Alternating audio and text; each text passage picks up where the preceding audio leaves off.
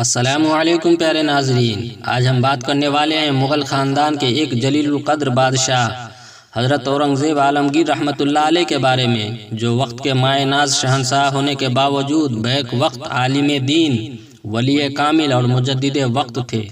جب آپ کو بادشاہیت عطا ہوئی تو آپ نے اپنی حکومت کی بنیاد منہاج شریعت پر رکھی اور اسلام کی نشر و اشاعت کے لیے ایسی بے شمار خدمات انجام دی جو تاریخ کے صفحات پر آب زر سے لکھی جانے کے قابل ہیں۔ لیکن ان تمام کے باوجود بعض آزاد خیال لوگ انگشت نمائی کرتے اور لان و تان کرتے ہوئے یہ کہتے ہیں کہ اورنگزیب نے بت خانے منہدم کروائے، ہندو راجپوتوں کو اذیت پہنچائی، ہندوؤں کو ملازمت سے برطرف رکھا، ہندوؤں کی پاٹھ شالائیں بند کروا دی تھی، اپنے تخت و تاج کے لیے اپنے باپ اور بھائی کے ساتھ برا سلوک کیا۔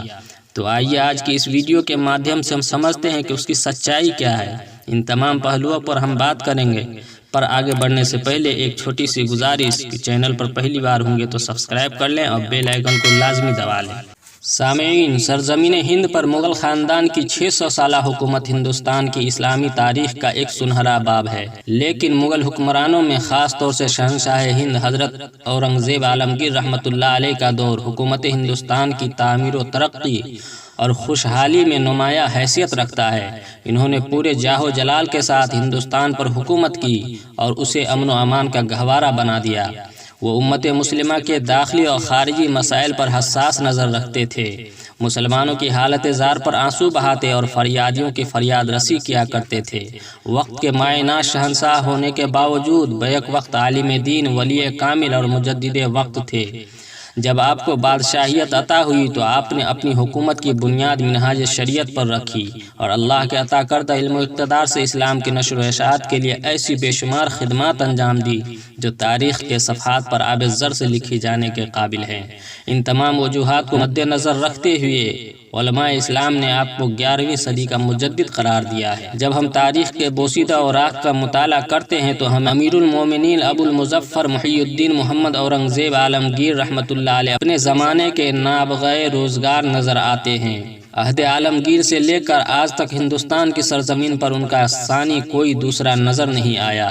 بہت کم لوگ اس بات کو جانتے ہیں کہ شاہجہاں کی محبوب بیوی ارجمند بانو، معروف بہی ممتاز محل کے بطن سے مالوہ گجرات کے سرحدی مقام دوحد میں رات کے وقت 15 ذی الحجہ سن 1072 ہجری بمطابق 14 اکتوبر سن 1618 عیسوی کو ہندوستان کے جلیل القدر بادشاہ حضرت اورنگزیب عالمگیر پیدا ہوئے۔ آپ کی ولادت اور پیشین گوئی سے متعلق آپ کے دادا جہانگیر اپنے روزنامچہ میں لکھتے ہیں کہ اورنگزیب کی ولادت 15 ذی الحجہ سن 1072 ہجری کو ہوئی۔ اس کی پیدائش اس سلطنت کے لیے باعث و برکت ہے۔ آپ کی ولادت کی خوشی میں آپ کے والد شاہجہاں نے حسب دستور اپنے والد جہانگیر کو 1000 اشرفی نظر کی اور اس فخر روزگار بچے کا نام دادا جہانگیر نے اورنگزیب رکھا۔ ملا محمد صالح کمبوہ کے بقول جب دوحد سے کوچ کر کے شاہجہاں اور اس کے لشکر صوبہ مالوہ میں خیمہ زن ہوئے تو شاہجہاں کے حکم سے اجین میں جشن ولادت منعقد ہوا۔ جہانگیر مبارکباد دینے کے لیے خود تشریف لائے۔ شاہجہاں نے جواہرات پر مشتمل بیش قیمت پیشکش اور 50 تنومند ہاتھی اپنے والد جہانگیر کو نظر کیے۔ آپ کو جان کر شاید حیرانی ہوگی کہ حضرت محی الدین اورنگزیب عالمگیر رحمۃ اللہ علیہ کی تعلیم و تربیت عظیم الشان پیمانے پر ہوئی اور مشاہیر علماء دہر و فضلائے عصر آپ کی تعلیم و تربیت کے لیے مقرر کیے گئے تھے۔ بقول علامہ فضل امام خیر آبادی، آپ نے ملا ابوالواعظ ہرگائی سے ابتدائی تعلیم حاصل کی۔ علم و ادب میں مولوی سید قنوجی سے شرف تلمذ حاصل کیا۔ ان کے علاوہ مولانا عبداللطیف سلطان پوری، ملا محی الدین بہاری، ملا جیون امیٹھوی، سید عبدالقبی رحمہم اللہ سے اقتصاد فیض حاصل کیا۔ ان حضرات کی صحبت نے آپ میں کتب بینی اور محنت شاقہ کا جذبہ و شوق پیدا کر دیا، جس کا اثر یہ ہوا کہ شاہی خاندان سے ہونے کے باوجود عیش و آرام کو ترک کر کے کتب خانہ میں اپنا سارا وقت صرف کرتے تھے۔ حضرت امام غزالی رحمۃ اللہ علیہ کی تصنیفات، شیخ شرف الدین یحییٰ منیری کے مکتوبات اور شیخ شمس الدین قطب الدین محی الدین ابن عربی کے رسائل سے خاص شغف تھا اور یہ کتابیں اکثر زیر مطالعہ رہا کرتی تھیں۔ بہت کم لوگ جانتے ہیں کہ آپ ایک باکمال عالم دین، بے مثال فقیہ، بلند پائے نثر نگار اور لاجواب ادیب و خطاط تھے۔ ان خوبیوں کے ساتھ آپ کلام اللہ کے بہترین حافظ بھی تھے، اور یہ بات باعث حیرت و تعجب ہے کہ انہوں نے فخر و سعادت بچپن میں نہیں بلکہ اپنی عمر کی 43 بہاریں گزر جانے کے بعد حاصل کی تھی۔ آپ کی سادہ فکر و شخصیت میں علم و حکمت اور فضل و کمال کا رنگ بھرنے اور انہیں ظاہری اور باطنی محاسن و کمالات سے آراستہ کرنے میں آپ کے یگانہ روزگار اساتذہ میں رئیس المفسرین حضرت ملا احمد جیون رحمہ اللہ کا بھی بڑا اہم رول رہا ہے۔ حضرت اورنگزیب عالمگیر رحمۃ اللہ علیہ صحیح العقیدہ مسلمان اور حضرت مجدد الفسانی رحمۃ اللہ علیہ کے فرزند حضرت خواجہ معصوم نقشبندی کے مرید تھے۔ آپ شریعت پر پوری طرح کاربند اور بر صغیر میں احیاء دین کو اپنا فریضہ سمجھتے تھے۔ مذہب اسلام سے بہت محبت تھی۔ آپ نے احیاء دین و ملت میں نمایاں کردار ادا کیا، اس لیے علماء عصر نے محی الدین کے لقب سے نوازا۔ ساقی مستعد خان لکھتے ہیں کہ حضرت خلد مکاں اپنی فطرت سعادت اندوزی کی وجہ سے مذہبی احکام و شعائر کے بے حد پابند تھے، حنفی المذہب تھے، فرائض خمسہ کی پابندی اور ان کے اجرا میں بے حد کوشاں رہتے تھے۔ حضرت ہمیشہ باوضو رہتے، نماز اول وقت میں مسجد میں جماعت کے ساتھ ادا فرماتے، روزوں کے پابند تھے، حق طلبی کے شیدائی تھے۔ معمول تھا کہ مسجد میں تمام رات اہل نظر کے ساتھ سرگرم گفتگو ہو کر محو ذکر کرتے، رمضان میں مسجد میں اعتکاف کرتے۔ ابتدائی سن تمیز سے تمام مکروہات و محرمات سے شدید پرہیز فرمایا۔ نغمہ و سرود سے نفرت تھی اور اسے حرام قرار دیا تھا۔ غیر مشروع لباس اور سونے چاندی کے برتنوں سے پرہیز کرتے۔ تمام ممالک محروسہ میں شرعی احکام جاری تھے۔ احتساب کا محکمہ نہایت فعال تھا، غرضے کہ حضرت کے عہد میں دین متین کا آواز بلند ہوا۔ جس طرح ملک ہندوستان میں شریعت اسلامی کا کامل لحاظ رکھا گیا، اس کی نظیر فرما روایان سابق کے کارناموں میں قطعاً معدوم ہے۔ حضرت اورنگزیب عالمگیر رحمۃ اللہ علیہ کے سیرت و کردار کا یہ عالم تھا کہ حضرت خواجہ معصوم شیخ طریقت ہونے کے باوجود ان کی اسلام پسندی کی بدولت سلطان الاسلام اور امیر المومنین کے القاب سے یاد فرماتے تھے۔ علاوہ ازیں حضرت اورنگزیب عالمگیر بزرگان دین کا از حد ادب و احترام کرتے تھے، ان کو دعوت دیتے، خطوط لکھتے اور ان کی تشریف آوری پر 12 میل باہر نکل کر ان کا استقبال کرتے تھے۔ علامہ محمد احسان سرہندی لکھتے ہیں کہ جب حضرت اورنگزیب عالمگیر نے حضرت خواجہ معصوم رحمۃ اللہ علیہ کی تشریف آوری کی خبر سنی کہ دکن تشریف لا رہے ہیں، تو اس موقع کو غنیمت جان کر سر کے بل دریائے نرمدا عبور کر کے شرف ملاقات حاصل کیا۔ آپ نے اپنے ہاتھ سے تاج سلطنت ان کے سر پر رکھا۔ وہ اس خوشخبری سے نہایت خوش ہوئے اور آداب قبولیت بجا لائے اور فرزند کو اپنے ساتھ رکھنے کی اجازت طلب کی۔ بہت کم لوگ اس بات کو جانتے ہیں کہ شہنشاہ ہند محی الدین اورنگزیب عالمگیر رحمۃ اللہ علیہ کو جو روحانی کمالات حاصل تھے، ان میں مجدد الفسانی کے صاحبزادگان حضرت خواجہ محمد معصوم سرہندی اور حضرت خواجہ محمد سعید سرہندی قدس سرہما کا بڑا اہم رول رہا۔ حضرت اورنگزیب عالمگیر رحمۃ اللہ علیہ عروۃ الوثقی حضرت خواجہ معصوم سرہندی نے حضرت مجدد الفسانی قدس سرہما کے دست حق پرست پر بیعت ہوئے۔ بیعت و ارادات کے بعد حضرت اورنگزیب عالمگیر رحمۃ اللہ علیہ کی زندگی میں ایک عظیم انقلاب برپا ہوا، اور ہندوستان جیسی وسیع اور ہمگیر سلطنت کے حاکم و شہنشاہ ہونے کے باوجود حضرت اورنگزیب عالمگیر رحمۃ اللہ علیہ نے درویشانہ زندگی کو ترجیح دی۔ ان کی قلندرانہ شخصیت، عارفانہ مزاج، عبادت و ریاضت، زہد و ورع اور ان تمام تر فضل و کمال کے مطالعے سے کبار مشائخ و صوفیاء کی یاد تازہ ہو جاتی ہے۔ وہ اپنے پیر و مرشد حضرت خواجہ محمد معصوم سرہندی کا بھرپور احترام کیا کرتے تھے اور ان کی تعلیمات و ہدایات سے اپنی باطنی دنیا سنوارا کرتے تھے۔ آپ شجاعت و بہادری میں اپنے آباء و اجداد سے بھی بڑھ چکے تھے۔ خاندان تیموریہ مغلیہ میں بڑے بڑے بہادر پیدا ہوئے، مگر ان سورماؤں اور بہادروں میں آپ کی ذات بہت نمایاں تھی۔ آپ 80 سال کی عمر میں بھی جوش و خروش کا مظاہرہ فرماتے۔ آپ کی بہادری اور عالی ہمتی یکتا تھی۔ ایک مرتبہ دوران نماز ایک خونخوار شیر نے آپ پر حملہ کر دیا۔ آپ نے نماز چھوڑ کر فوراً شیر کو ختم کر دیا اور دہشت زدہ ہوئے بغیر دوبارہ نماز شروع کر دی۔ آپ کی ہمت و جرأت اور شجاعت و بہادری کے ان گنت واقعات تاریخ کے صفحات میں محفوظ ہیں۔ بہت کم لوگ جانتے ہیں کہ شاہجہاں کے 4 صاحبزادے دارا شکوہ، محمد شجاع، مراد بخش اور حضرت عالمگیر تھے۔ سن 1657 عیسوی میں شاہجہاں ایک مہلک مرض میں مبتلا ہوئے۔ ان کے بیمار ہوتے ہی سب سے پہلے شجاع نے بادشاہیت کا اعلان کیا اور اپنے نام کے سکے جاری کر دیے۔ علاوہ ازیں ایک زبردست لشکر لے کر آگرہ کی طرف بڑھا، لیکن دارا کے بیٹے نے اسے شکست دے کر بنگال کی طرف بھگا دیا۔ حضرت عالمگیر نے مراد کو اپنی طرف کر لیا۔ ان کی فوجیں اور دارا کی فوجیں آگرہ کی طرف بڑھیں۔ دارا کی طرف سے جسونت سنگھ مقابلے کے لیے نکلا، مگر شکست کھا کر بھاگ گیا۔ شاہجہاں صحت مند ہو چکا تھا اور چاہتا تھا کہ حضرت عالمگیر کے مقابلے خود نکلے، مگر دارا نے یہ بات قبول نہیں کی۔ وہ خود ایک زبردست فوج لے کر اپنے بھائیوں کے مقابلے میں آ گیا۔ 29 مئی سن 1657 عیسوی سامو گڑھ کے مقام پر ایک عظیم معرکہ ہوا جس میں دارا کو شکست ہوئی اور حضرت اورنگزیب عالمگیر رحمۃ اللہ علیہ نے آگرہ پر قبضہ کر لیا۔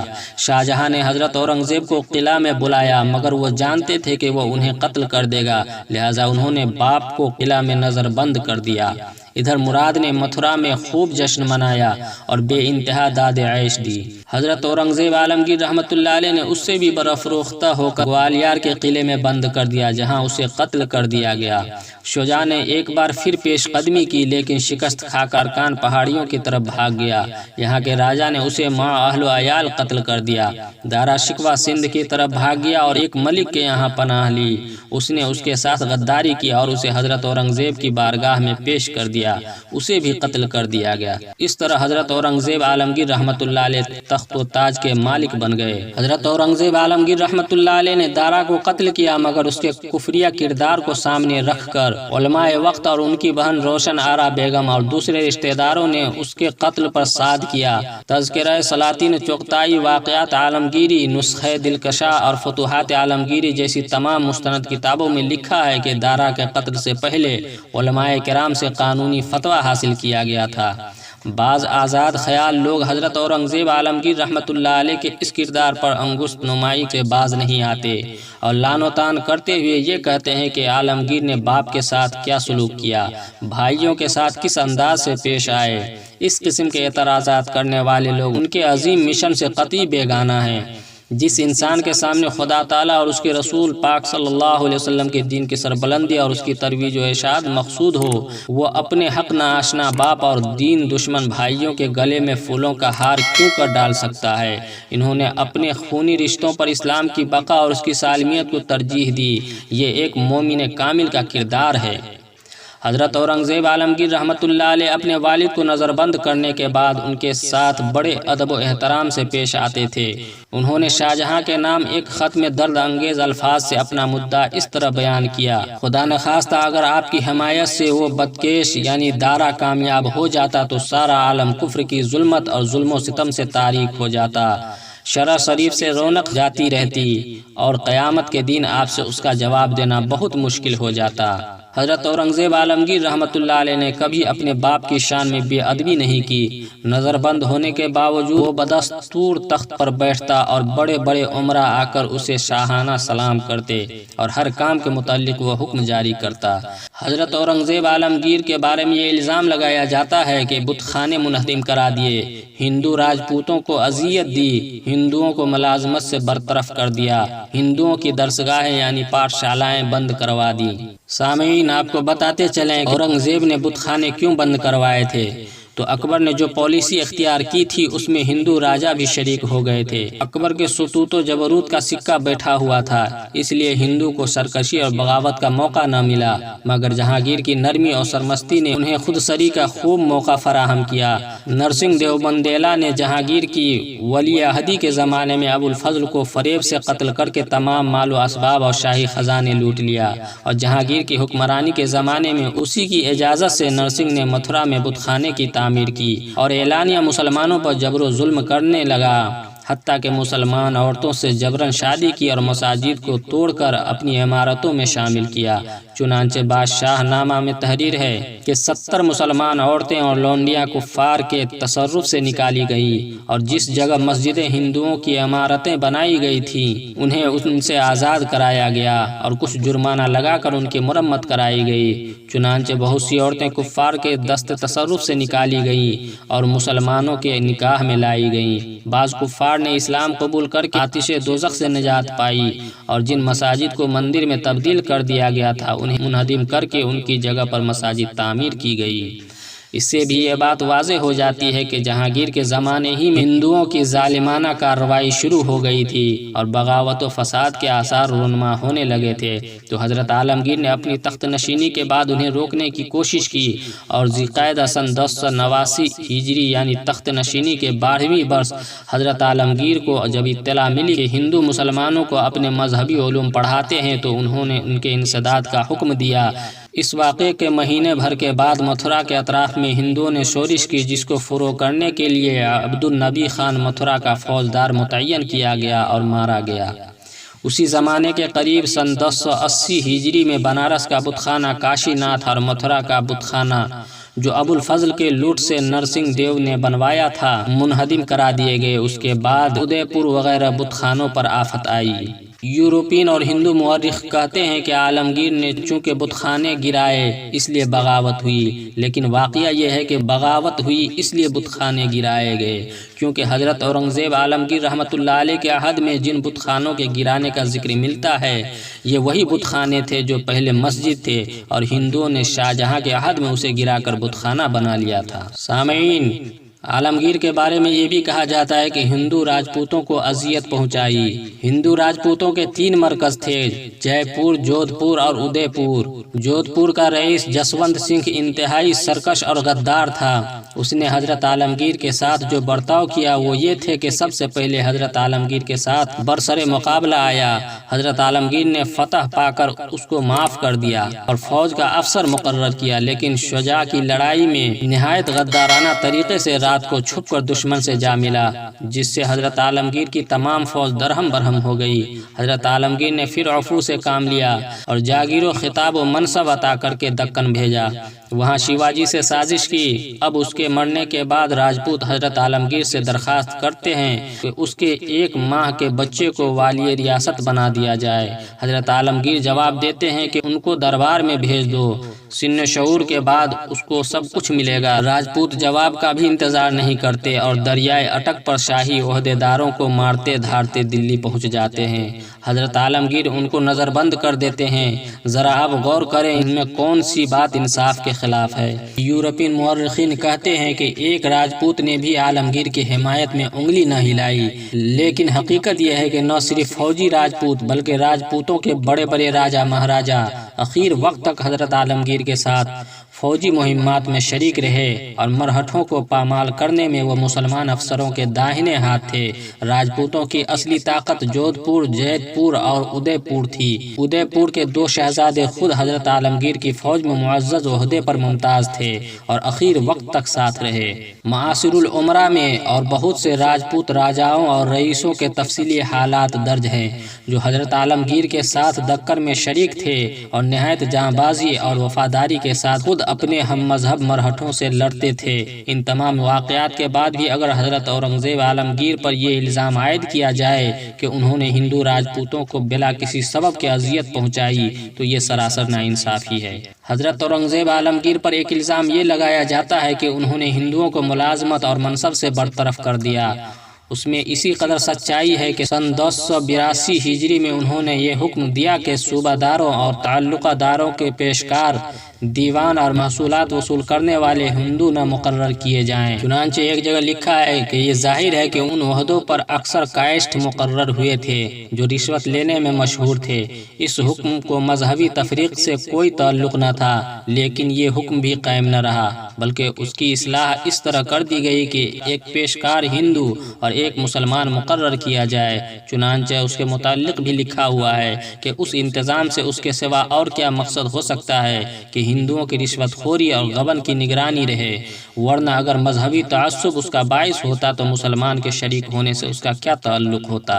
अगर आप तारीख का मुताला करें तो मालूम होगा कि वो हिंदू जो हज़रत औरंगज़ेब की हुकूमत में किसी ओहदे पर फायज थे वो सिर्फ नाम के ओहदेदार न थे बल्कि मारकों में हैरत अंगेज जांफशानियाँ दिखाते थे। उन ओहदेदारों में हर किस्म के ओहदेदार थे, यानी फौजी भी और मुल्की भी। आप जरा गौर करें, फौजों की अफसरी, किलों की قلعہ داری، اضلاع کی نظامت و فوجداری، ان سب سے بڑھ کر ذمہ داری اور اعتماد کے کیا عہدے ہو سکتے ہیں؟ یہ سب عہدے ہندوؤں کو حاصل تھے۔ نیز رام بھیم سنگھ، اندر سنگھ، بہادر سنگھ، راجہ مان سنگھ اور راؤ انوپ سنگھ وغیرہ اپنے اپنے عہدے پر فائز تھے۔ اب اس کے باوجود اگر یہ کہا جائے کہ عالمگیر نے تمام ہندوؤں کو ملازمت اور منصب سے برطرف کر دیا تو یہ تعصب اور بے انصافی کی بات ہوگی۔ سامعین، ہندوؤں کی درسگاہیں کی بند کرنے کی بات جہاں تک ہے تو حضرت اورنگزیب عالمگیر سے بغض و عناد اور دشمنی رکھنے والے مورخوں نے لکھا ہے کہ عالمگیر نے ہندوؤں کے تمام مدرسے بند کر دیے اور عبادت گاہیں ڈھا دی، لیکن حقیقت یہ ہے کہ شاہجہاں کے زمانے میں ہندو مسلمانوں پر مذہبی جبر کرنے لگے تھے۔ دارا شکوہ کے طرز عمل نے ان کو اور جری کر دیا تھا اور اپنے پاٹھشالاؤں میں مسلمانوں کے بچوں کو اپنے مذہبی علوم سکھاتے تھے اور ایسی ترغیب دیتے تھے کہ دور دور سے مسلمان ان کے مدرسوں اور پاٹھشالاؤں میں آتے تھے۔ حضرت عالمگیر نے انہی مدرسوں کو بند کیا تھا۔ انہوں نے جن وجوہ سے یہ حکم دیا تھا اس کی غرض صرف یہ تھی کہ مسلمانوں کے بچے مذہب اسلام سے منحرف نہ ہوں اور ایک بااقتدار انسان کو اپنے مذہب اور اس کے ماننے والے کے خلاف ہونے والے پروپیگنڈا کو دفع کرنے کا حق حاصل ہو جائے۔ آپ کو جان کر شاید حیرانی ہوگی کہ شاہجہاں کے شہزادوں میں سب سے زیادہ ہوشیار، سنجیدہ، بردبار، جفاکش، تجربہ کار، بہادر اور پختہ کردار حضرت اورنگزیب عالمگیر رحمۃ اللہ علیہ تھے۔ ان باتوں کے ساتھ آپ دین کے عالم، شریعت کے حامی اور پاکیزہ چال چلن کے آئینے دار تھے۔ آپ کے بھائیوں میں سب سے بڑا دارا تھا، لیکن پست ہمت، بزدل اور مسلمان کہلاتے ہوئے اسلامی شرع کا دشمن اور ملحدوں کا طرفدار تھا۔ برہمنوں کی صحبت میں رہ کر اس نے نماز، روزے سب چھوڑ دیا۔ اسے بھائیوں میں سب سے زیادہ بغض و حسد حضرت اورنگزیب عالمگیر رحمۃ اللہ علیہ سے تھی۔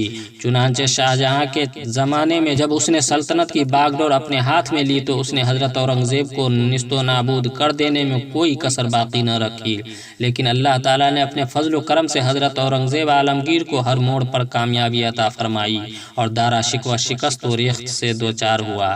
24 رمضان المبارک سن 1068 ہجری بمطابق 25 جون سن 1658 عیسوی کو حضرت اورنگزیب نے شہنشاہ ہندوستان کی حیثیت سے زمام سلطنت اپنے ہاتھ میں لی اور تاج پوشی کی رسم 10 رمضان المبارک سن 1069 کو ادا کی گئی۔ تخت نشینی کے تھوڑے عرصے بعد سن 1658 عیسوی میں شاہجہاں فوت ہو گیا۔ اس کے بعد سے حضرت عالمگیر کا طویل دور شروع ہوتا ہے۔ ان کے 50 سالہ عہد حکومت کو 2 حصوں میں تقسیم کیا جاتا ہے۔ ایک حصہ جس میں انہوں نے شمال ہند کے معاملات طے کرنے میں زبردست کمال دکھایا، دوسرا حصہ جس میں انہوں نے دکن کے معاملات سلجھانے یعنی بیجاپور، گولکنڈہ کی شیعہ ریاستوں اور مرہٹوں کے خلاف دل کھول کر جنگ کی۔ حضرت اورنگزیب عالمگیر کی دینداری اور اسلام پسندی کی وجہ سے تمام طاغوتی طاقتیں ان کے خلاف تھیں۔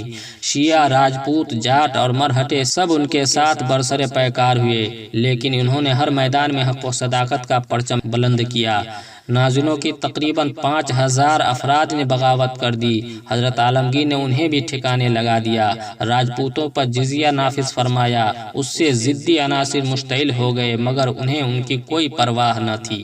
بہت کم لوگ جانتے ہیں کہ حضرت اورنگزیب عالمگیر رحمۃ اللہ علیہ میں باطل اور باطل پرستوں کا خاتمہ کرنے کا جذبہ کوٹ کوٹ کر بھرا ہوا تھا۔ انہوں نے ملا شاہ بدخشی، چندر بھان برہمن اور محسن فانی کشمیری جیسے لوگوں کا محاسبہ کیا جو وحدت ادیان کے داعی تھے اور دارا کے گمراہی کا سبب بنے تھے۔ بعد میں ان سب نے مصلحت کو ترجیح دی اور حضرت عالمگیر کی ملازمت میں رہے۔ شاہ محب اللہ الہ آبادی کے غلط افکار پر مشتمل اس کا رسالہ ستویہ جلا دیا۔ ہندوستان میں وحدت وجود کی غلط تعبیرات کا بہت زور تھا۔ اپنی کامیابی، دارا کا قتل اور مرکز کی مضبوطی کے نظریے کو حضرت اورنگزیب نے تاحیات ابھرنے نہ دیا۔ حضرت اورنگزیب عالمگیر رحمۃ اللہ علیہ کی تخت نشینی سے پہلے شاہجہاں کے زمانے میں ہی اخلاقی اور اجتماعی حالت نہایت خراب تھی۔ بد اخلاقی، توہم پرستی اور الحاد سے یہ دنیا بھری پڑی تھی۔ چنانچہ جب حضرت اورنگزیب عالمگیر تخت نشینی ہوئے تو انہوں نے اپنی ساری کوششیں ان خرابیوں کو قلع کما کرنے میں صرف کر دیں۔ بھنگ کی کاشتکاری، شراب نوشی ممنوع قرار دی، جوا بند کرنے کا حکم صادر فرمایا اور بازاری عورتوں کو حکم دیا کہ یا تو وہ شادی کر لیں یا ملک چھوڑ دیں۔ ان احکامات کی تعمیل کرانے کے لیے محتسب مقرر کیے گئے۔ نیز آپ نے اپنے عہد حکومت میں تمام غیر شرعی ٹیکس، جن کی تعداد لگ بھگ 80 تھی، مثلا راہداری، پنڈاری، ابواب یاترا وغیرہ، منسوخ کر کے ہندوؤں سے جزیہ اور مسلمانوں سے زکوٰۃ وصولی پر زور دیا۔ تمام غیر اسلامی رسومات، مثلا غیر خدا کو سجدہ، نوروز، سالگرہ، ہولی، دیوالی، دسہرہ، تلک موقوف کر دیا۔ ستی، نشہ اور جوا ممنوع قرار پائے۔ جھوٹی شاعری، موسیقی، نجوم، رقص، مصوری سے شاہی دربار کو پاک کر دیا گیا۔ مساجد اور خانقاہوں کی مرمت کرا کے مدرسوں، علماء اور طلباء کے لیے جاگیریں وقف کی گئیں۔ سونے، چاندی اور ریشمی کپڑے کا استعمال بند کر دیا گیا۔ سکوں پر کلمہ طیبہ اور آیات قرآنیہ لکھنے کی ممانعت کر دی گئی۔ دراصل حضرت اورنگزیب نے اپنے سر پر شہنشاہی کا تاج اس لیے نہیں رکھا تھا کہ خود عیش و آرام کی زندگی گزاریں۔ اپنے ٹھاٹ باٹ کے لیے رعایا پر طرح طرح کے ٹیکس لگائیں، بلکہ بادشاہیت آپ نے اس لیے قبول کی تھی تاکہ رعایا امن و سکون کی زندگی بسر کرے، ملک میں عدل و انصاف کا جھنڈا لہرا دیا جائے تاکہ کمزوروں پر ظلم نہ کرنے پائیں، مسلمان اسلامی قوانین پر عمل کریں۔ آپ نے عدل و انصاف کا ایسا مضبوط شامیانہ تانا جس کے نیچے بھیڑیا بھی ایک دبلی پتلی کمزور بکری پر حملہ کرنے کی ہمت نہ کر سکتا تھا۔ ناظرین، حضرت اورنگزیب عالمگیر ہندوستان کے ایک عظیم بادشاہ تھے۔ شاہی خزانوں کا دریا آپ کے قدم کے نیچے سے بہہ رہا تھا اور اس دریا سے سارا ہندوستان سیراب ہو رہا تھا، لیکن دنیا یہ سن کر حیران کرے گی کہ آپ نے اپنی ذات کے لیے شاہی خزانے سے ایک پیسہ نہیں لیا۔ آپ نے بڑی سادگی کے ساتھ اپنی زندگی کے لمحات گزارے۔ ٹوپیوں کے پلے میں بیل بوٹے ڈال کر اس کو فروخت کرتے، علاوہ ازیں اپنے ہاتھ سے قرآن مجید لکھ کر ان کو ہدیہ کرتے اور ان دونوں کی آمدنی سے اپنا ذاتی خرچ پورا کرتے۔ آپ کو جان کر شاید حیرانی ہوگی کہ حضرت اورنگزیب عالمگیر رحمۃ اللہ علیہ نے 2 قرآن مجید اپنے خامہ مخصوص سے تحریر فرما کر مدینہ منورہ میں حرم نبوی کے اندر بطور ہدیہ رکھوایا، اور آپ کے دست مبارک سے تحریر کردہ قرآن مجید کے متعدد نسخے آج بھی ہندوستان کی مختلف عظیم الشان لائبریریوں کی زینت بخش رہے ہیں۔ آپ اپنے وصیت نامہ میں تحریر فرماتے ہیں، 4 روپے جو میں نے ٹوپیاں بنا کر کمائے ہیں وہ میرے کفن میں خرچ ہوں، اور 305 روپے جو میں نے قرآن شریف کی کتابت سے حاصل کیے ہیں وہ غریبوں میں خیرات کر دیے جائیں۔ آپ کے اسی حسن کردار سے ثابت ہوتا ہے کہ آپ نے ہندوستان کی شہنشاہی کا منصب عیش و آرام اٹھانے یا اپنی عظمت و شان بڑھانے کے لیے نہیں کیا تھا۔ یہ اور بات ہے کہ اللہ تعالیٰ نے جو عظمت و جلال، رفعت و بلندی آپ کو عطا فرمائی تھی وہ مغل بادشاہوں میں تیمور لنگ سے لے کر بہادر شاہ ظفر تک کسی کو حاصل نہیں۔ آپ کے دور حکومت میں مسلمانوں کے ساتھ غیر مسلم رعایا بھی چین و سکون کی زندگی گزارتی رہی۔ ملازمت کا دروازہ آپ نے سب کے لیے یکساں کھول رکھا تھا۔ آپ کی حمایت و وفاداری میں جس طرح ایران اور توران کے مسلمان اپنی شمشیر کے جوہر دکھاتے رہے، وہیں آپ کے جھنڈے تلے ہندوستان کے ہزاروں راجپوت سپاہی اور افسران بھی اپنے دشمن پر تلوار چلاتے رہے۔ آپ کو جان کر شاید حیرانی ہوگی کہ حضرت اورنگزیب عالمگیر رحمۃ اللہ علیہ کے عہد حکومت میں تعلیمی و علمی ترقیات بر صغیر ہند و پاک میں شاہان سلف سے بڑھ کر تھیں۔ مرکزی شہروں کے علاوہ چھوٹے چھوٹے شہروں، قصبات اور شرفا کی بستیوں میں تعلیم پھیلانے کے لیے حکومت کی جانب سے مدارس قائم کیے گئے۔ یہ مدارس علماء کے مدرسوں کے علاوہ تھے۔ طالب علموں کے لیے وظیفے جاری کیے گئے اور ذاتی مدرسے جن علماء کے تھے ان کو اور سرکاری مدارس کے مدرسین کو معیشت کی طرف بحال کیا گیا اور جاگیریں عطا کی گئیں۔ غرض یہ کہ ہر صوبہ، ہر شہر اور ہر قصبے میں تعلیم و تعلم کی اشاعت عام ہو گئی۔ علاوہ ازیں فتاوی عالمگیری کی تدوین حضرت اورنگزیب عالمگیر کا ایک عظیم کارنامہ ہے۔ یوں تو عہد عالمگیر میں کئی اہم تصانیف منظر عام پر آئی، لیکن ان میں سب سے اہم فتاوی عالمگیری ہے۔ بلا شبہ ہندوستان کے علماء ہدایہ کے بعد بہترین فقہی کتاب تسلیم کرتے ہیں۔ حقیقت یہ ہے کہ اس کتاب نے علماء اور طلباء کو فقہ کی دوسری کتابوں سے بہت حد تک بے نیاز کر دیا ہے۔ اس کتاب کی تالیف کی وجہ یہ ہے کہ آپ نے ارادہ فرمایا کہ سارے عالم میں امور دین اور احکام اسلامیہ کی نشر و اشاعت ہو اور قضاء و معاملات کے فیصلے فقہ حنفی کے مفتہ بہی قول کے مطابق ہوں، لیکن چونکہ اس وقت فقہ حنفی کی کوئی مبسوط اور جامع کتاب نہ تھی، اس لیے فیصلہ صادر کرنے میں دشواریاں پیش آتی تھی۔ لہٰذا آپ نے ہندوستان کے مشہور و معروف علماء و فقہا سے گزارش کی کہ فقہ کی تمام کتب سے مفتہ بہی مسائل منتخب کر کے ایک ایسی کتاب تیار کریں جو فقہ کے تمام پہلوؤں پر حاوی ہوں۔ اس جماعت کے صدر حضرت شیخ نظام الدین رحمۃ اللہ علیہ کو منتخب کیا گیا۔ علماء کرام کے لیے وظائف مقرر کیے گئے۔ ان علماء نے نہایت خلوص و للہیت اور محنت و جانفشانی کے ساتھ 8 سال کی مدت میں فتاوی عالمگیری کو مدون فرمایا۔ اس کی تیاری میں حضرت اورنگزیب عالمگیر نے 2 لاکھ روپے خرچ کیے اور خود بھی اس کی تدوین میں شامل رہے۔ آپ روزانہ ملا نظام الدین سے 1 صفحہ پڑھوا کر سنتے اور اس پر جرح و قدح بھی فرماتے۔ اس طرح پوری تحقیق و تدقیق کے بعد اسے فتویٰ میں شامل کیا گیا۔ یقیناً فتاوی عالمگیری حضرت اورنگزیب عالمگیر رحمۃ اللہ علیہ کا ایک عظیم الشان کارنامہ ہے۔ تاریخ آپ کے اس کارنامے کو کبھی فراموش نہیں کر سکتی اور امت مسلمہ آپ کے بار احسان تلے دبی رہے گی۔ آپ کے اسی احیاء ملت اور تجدید دین کی بنا پر علماء زمانہ نے مجدد وقت کے لقب سے نوازا۔ المختصر یہ کہ حضرت اورنگزیب عالمگیر رحمۃ اللہ علیہ ہمہ پہلو شخصیت کے مالک تھے اور نہایت ہی سادہ زندگی بسر کرتے تھے۔ انہوں نے اسلام کو زندہ کیا، اس لیے غیر مسلم مورخین انہیں پسند نہیں کرتے اور ان پر لعن و طعن کرتے ہیں۔ مسلم مورخین نے ان کے کردار کی عظمت کو سلام کیا ہے اور ان کے جملہ کارناموں میں مجددی تحریک کو روح رواں قرار دیا ہے۔ علامہ اقبال نے بھی انہیں بر صغیر کا عظیم ترین حکمران کہا ہے۔ ان کے دور میں ایک بار پھر اسلام کی بہاریں دیکھنا نصیب ہوئی۔ اب بات آتی ہے کہ حضرت اورنگزیب عالمگیر رحمۃ اللہ علیہ کی وفات کب ہوئی؟ تو ناظرین، حضرت اورنگزیب عالمگیر رحمۃ اللہ علیہ کی حکومت و سلطنت کا رقبہ کافی وسیع تھا۔ ہندوستان، افغانستان اور تبت، ان 3 ملکوں کے آپ واحد شہنشاہ تھے۔ آپ 50 سال 1 ماہ 15 یوم تک منصب اقتدار پر فائز رہے اور سن 1118 ہجری مطابق 11 فروری سن 1707 عیسوی کو جمعہ کے دن احمد نگر صوبہ دکن میں انتقال فرمایا اور قصبہ خلد آباد میں جو شہر اورنگ آباد سے 12 میل کے فاصلے پر واقع ہے آپ کو ہی مدفون ہوئے۔ اللہ تعالیٰ آپ کے جذبے کو قبول فرمائے اور آپ کو کروٹ کروٹ سکون اور چین نصیب فرمائے۔ پیارے ناظرین، کیسی لگی یہ جانکاری؟ اگر اچھی لگی ہو تو ویڈیو کو ایک لائک کر دیں، چینل پر پہلی بار ہوں گے تو سبسکرائب کر لیں اور ساتھ میں لگے بیل آئیکن کو لازمی پریس کر لیں تاکہ ہر آنے والی ویڈیو کی جانکاری آپ کو سب سے پہلے مل سکے۔ پھر ملتے ہیں اگلی ویڈیو میں ایک نئی جانکاری کے ساتھ، جب تک کے لیے والسلام علیکم ورحمۃ اللہ۔